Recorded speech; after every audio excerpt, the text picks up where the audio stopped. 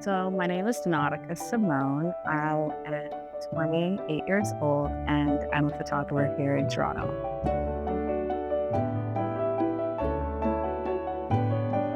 So my stepdad actually worked for a distributing company for published books. And I always found myself to be obsessive towards looking at the publications for their photos. I didn't really care for anything but going and looking at the family albums.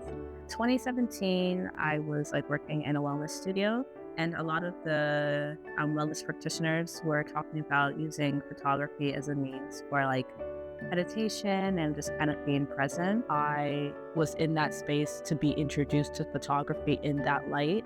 So I ended up deciding to venture into film photography because it's one of those types of photography you have to take into consideration your entire environment, just because it can either change the tonality of your film, it could change how you go about composing your shot. I was on track to getting my yoga certificate, and then the pandemic happened and gyms closed down, and the practice that I was doing with photography for mindfulness ended up becoming something that was more so just for me to just put my all in and build a career out of. So I am not technically trained or academically trained in photography.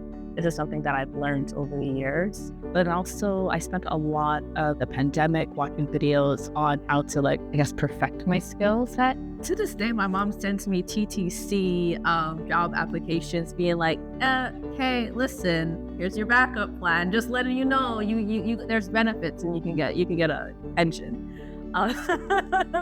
Regardless of me trying to read and just being no, I just have to actually go out and try and compose the shot in whichever way I can possibly. I ended up teaching a workshop last year about the art of noticing, being more present with what it is that you're photographing can go a very long way, and how you are able to create your images. Your journey to photography is going to look completely different to other people's journeys or whichever practice that they're in or what they're doing. But it's just to remember that a photo is a byproduct of an experience.